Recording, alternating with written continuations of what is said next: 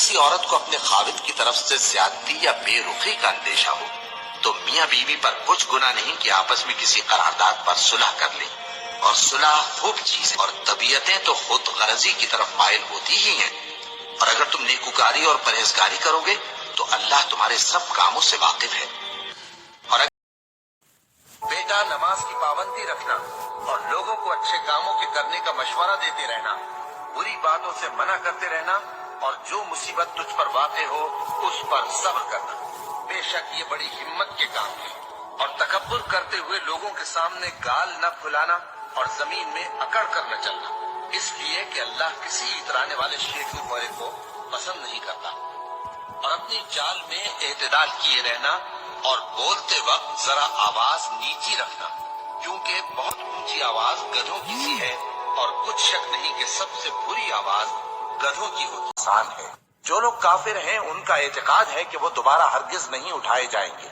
کہہ دو کیوں نہیں، میرے پروردگار کی قسم تم ضرور اٹھائے جاؤ گے، پھر جو کام تم کرتے رہے ہو وہ تمہیں بتائے جائیں گے، اور یہ بات اللہ کو آسان ہے۔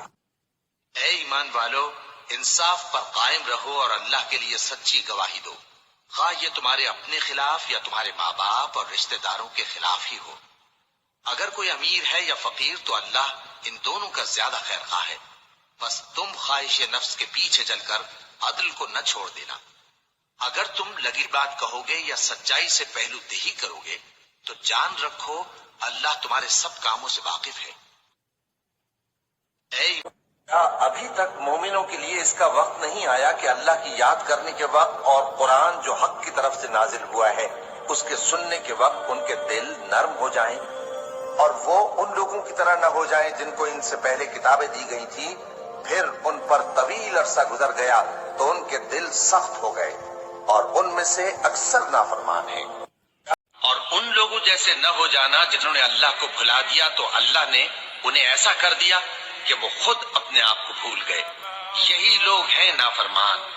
اہل دوزخ اور اہل بہشت برابر نہیں، اہل بہشت ہی کامیابی حاصل کرنے والے۔ اللہ ہی دانے اور گٹھلی کو پھاڑ کر ان سے درخت وغیرہ اگاتا ہے، وہی جاندار کو بے جان سے نکالتا ہے اور وہی بے جان کا جاندار سے نکالنے والا ہے۔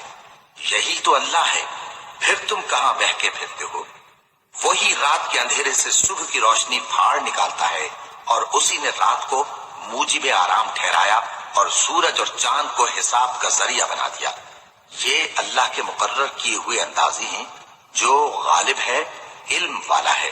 اور وہی تو ہے جس نے تمہارے لیے ستارے بنائے تاکہ جنگلوں اور دریاؤں کے اندھیروں میں ان سے رستے معلوم کرو۔ عقل والوں کے لیے ہم نے اپنی آیتیں کھول کھول کر بیان کر دی ہیں۔ اور وہی تو ہے جس نے تم کو ایک شخص سے پیدا کیا، بھی ایک ٹھہرنے کی جگہ ہے اور ایک سپرد ہونے کی۔ سمجھنے والوں کے لیے ہم نے اپنی آیتیں کھول کھول کر بیان کر دی ہیں۔ اور وہی تو ہے جو آسمان سے مے برساتا ہے، پھر ہم ہی جو مے برساتے ہیں اس سے ہر طرح کی نباتات اگاتے ہیں،